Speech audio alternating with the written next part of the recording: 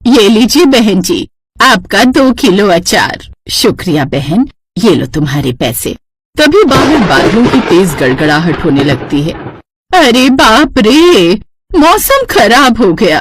तभी तेज बारिश होने लगती है और अमृता उसमें बुरी तरह भीग जाती है। कुछ देर बाद वो घर पहुंचती है जहां उसका बेटा अर्जुन उसका कब से इंतजार कर रहा था। माँ, तुम समझती क्यों नहीं? इस तरह तुम बीमार पड़ जाओगी। तू मेरी चिंता छोड़, अभी तेरी माँ इतनी भी बूढ़ी नहीं हुई है। मैं कपड़े बदल कर आती हूँ, फिर साथ में खाना खाएंगे। फिर दोनों साथ में बैठकर खाना खाते हैं। फिर अगले दिन बाहर ठेले वाले की आवाज आती है। अमृता जल्दी से वहां जाती है। भैया, ये कच्चे आम कैसे दिए? 30 रुपए किलो है बहन जी। क्या इतना महंगा? आम बेच रहा है या घी? 30 रुपए का घी कहीं मिलता हो तो मेरे लिए भी ले आना बहन जी। चुप कर, मेरे लिए भी ले आना। तभी अमृता की पड़ोसन जो अभी अभी गांव से आई थी, वो उसकी ये बातें सुन लेती है। अमृता, क्यों इतने महंगे आम खरीद रही हो? मैं गांव से कुछ आम लाई हूँ, तू उन्हीं को ले लेना।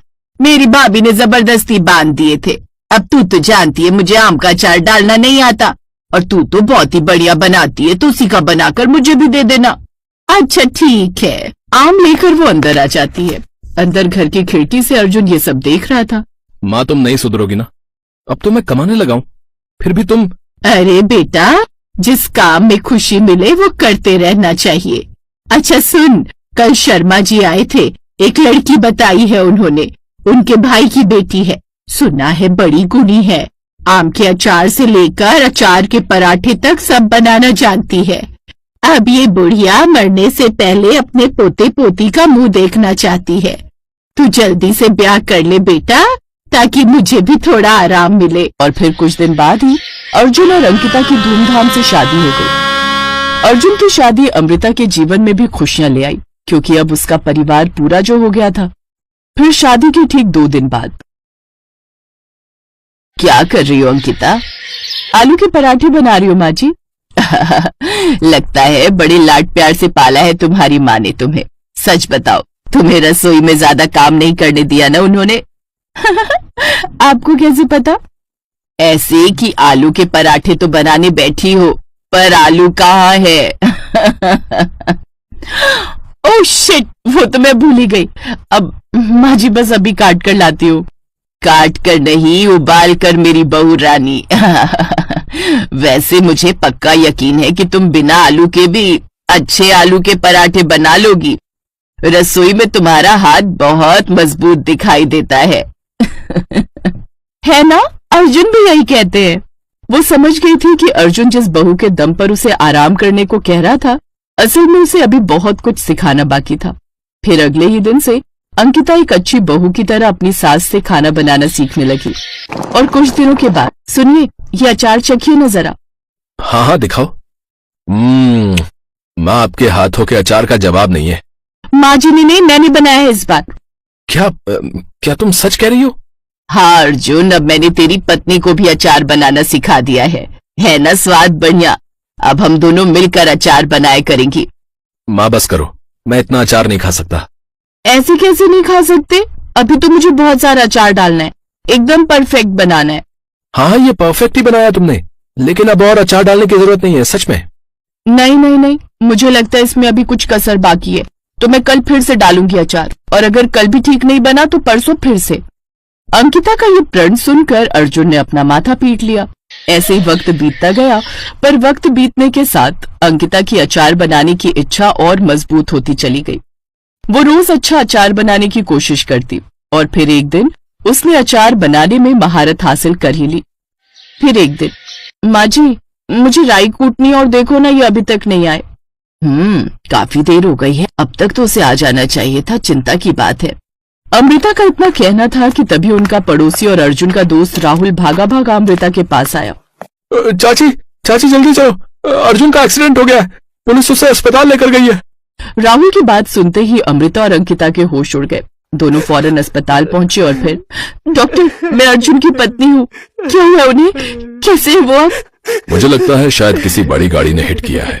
वो तो शुक्र है कि पुलिस उन्हें यहाँ जल्दी ले आई, पर उनके सिर में गहरी चोट है, हमें सर्जरी करनी होगी। आप जितना जल्दी हो 5 लाख का इंतजाम कर दीजिए। हम करेंगे डॉक्टर साहब, आप पैसों की चिंता मत कीजिए, बस मेरे बेटे को कुछ नहीं होना चाहिए। दोनों सास बहुओं को समझ नहीं आ रहा था कि एक साथ इतना पैसा वो कहाँ से लाएंगे। उन दोनों ने अपने सारे गहने गिरवी रख दिए और इस तरह अर्जुन की जान तो बच गई, पर उसे अभी तक होश नहीं आया था। इसलिए डॉक्टर के कहने पर उसे अभी अस्पताल में ही ऑब्जर्वेशन में रखा गया था। फिर उसी शाम, माँ जी आपने सुबह से कुछ नहीं खाया है, ये लीजिए खाना खा लीजिए। क्या मैं जानती नहीं कि सुबह की 2 रोटी ही बची थी घर में, और वो भी तुम मेरे लिए ले आई। आओ इधर आओ, एक रोटी तुम खाओ और एक मैं खाऊंगी। अब तो ऐसे ही जीवन काटना होगा मेरी बच्ची। अमृता की बात सुनकर अंकिता की आंखों से भी आंसू बहने लगे और ये हालात बीतते वक्त के साथ और बदतर हो गए, क्योंकि अस्पताल में भर्ती अर्जुन के इलाज के लिए हर रोज पैसों की जरूरत पड़ रही थी। फिर एक दिन घर की रसोई में, हे भगवान, अब तो आटे के सिवाय कुछ नहीं बचा, न दाल और ना ही कोई सब्जी। अब मैं क्या बनाऊं? तभी उसे अपने डाले अचार की बरनी दिखाई दी। उसने झट से बरनी खोलकर देखी, जिसमें एक भी आम का टुकड़ा नहीं था, बस अचार का मसाला बचा था जो तेल के साथ तैर रहा था। लेकिन उस मसाले को देखकर अंकिता को एक आइडिया आया और फिर झट से एक पराठा बनाने लगी। उसने पराठे के अंदर अचार का मसाला भरा और उसी का पराठा बना दिया और फिर, माँ जी जरा इसे खाकर देखिए। अरे वाह, ये क्या है? अब ये कैसा पराठा है अंकिता? माँ जी पहले आप खाकर बताओ कि कैसा बना है। बहुत ही बढ़िया, सच में। माँ जी भगवान का इशारा है, जैसे कभी आपने अचार बेचकर गुजारा किया था, ठीक उसी तरह मैं भी अब अपने अचारी पराठे के दम पर सब कुछ वापस से हासिल करूंगी, आप देखना। अगले दिन से ही अमृता और अंकिता एक ठेले पर अचारी पराठे बनाकर बेचने लगी और फिर धीरे धीरे उन दोनों की मेहनत रंग लाई और फिर दोनों सास बहू ने मिलकर एक छोटा सा होटल खोल लिया। कमाए हुए पैसों से उन दोनों ने अर्जुन का और भी अच्छे अस्पताल में इलाज कराया और फिर, माँ मुझे लगता था कि इस संसार की सबसे मजबूत महिला आप हैं, पर आपने तो अंकिता को भी अपने जैसा ही बना दिया। अंकिता, मुझे तुम पर गर्व है।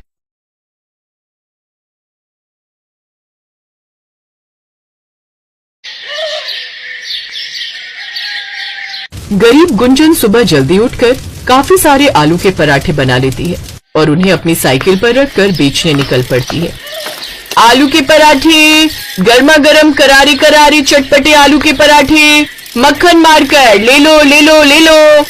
गुंजन लगातार अपनी साइकिल पर आलू के पराठे बेचने के लिए आवाज लगा रही थी। उसकी आवाज सुनकर कुछ ग्राहक उसके पास आ जाते हैं। अरे गुंजन बहन, मुझे जल्दी से 2 आलू के पराठे दे दो। जी भाई साहब, बस जरा सा सब्र कीजिए, अभी लगा देती हूँ। गुंजन अपनी साइकिल रोककर खड़ी हो जाती है। ऐसे ही सामने बनी फैक्ट्री के मजदूर भी उसके पास आलू के पराठे खाने आते हैं। क्या मजेदार पराठे हैं गुंजन बहन, मेरे लिए 2 और लगा दो। हाँ हाँ अभी लो। फिर दिन तक उसके सारे पराठे बिक जाते हैं। इसी तरह वो हर रोज आलू के पराठे बेचने निकल जाती है। उसके हाथ के पराठे सबको बड़े पसंद थे। इसी तरह वो हर रोज सुबह से शाम होने तक आलू के पराठे अपनी साइकिल पर घूम घूम कर गांव भर में बेचती थी। फिर शाम को थकी हारी वो अपने घर पहुंचती है, जहां उसके बूढ़े सास ससुर और अपाहिज पति उसका इंतजार कर रहे होते हैं। बहू आ गई तू? कब से मैं तेरी राह देख रही थी। घर में राशन खत्म हो गया है, अब खाने में क्या बनाए? आप चिंता मत करिए माँ जी, आज जो कमाई हुई है उनमें से कुछ का मैं राशन ले आती हूँ और बाकी के बचे हुए पैसों से मैं आपकी दवाई भी ले आती हूँ। थकी हारी गुंजन थैला लेकर राशन लेने बाजार चली जाती है और वहीं से दवाई भी ले आती है। फिर घर आकर वो खाना बनाने लगती है कि देखती है कि आग जलाने के लिए लकड़ियां तो खत्म हो गई हैं। अरे घर में तो लकड़ियां भी नहीं है, मुझे अभी जंगल जाकर लकड़ियां लानी होगी।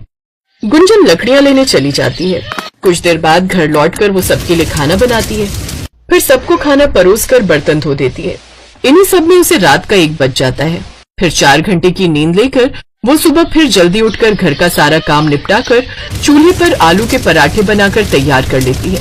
फिर अपनी साइकिल पर उन्हें बेचने निकल पड़ती है। आलू के पराठे, करारे करारे स्वादिष्ट आलू के पराठे ले लो। कुछ देर बाद वो बाजार में जाकर खड़ी हो जाती है। ये देख दूसरे फेरी वाले गुस्सा होने लगते हैं। जब से गुंजन आलू के पराठे बेचने लगी है, तब से हमारा धंधा चौपट हो गया। पहले जो भीड़ हमारे ठेले पर रहा करती थी, अब वो सारी उसकी साइकिल के पास जाकर आलू के पराठे खाती है। बिल्कुल ठीक कहा तुमने मदन भाई, इस औरत ने तो हमारी कमाई आधी कर दी है। न जाने क्या जादू है इसके आलू के पराठों में। गुंजन के हाथों में कमाल का जादू था। वो बहुत ही बढ़िया आलू के पराठे बनाती थी।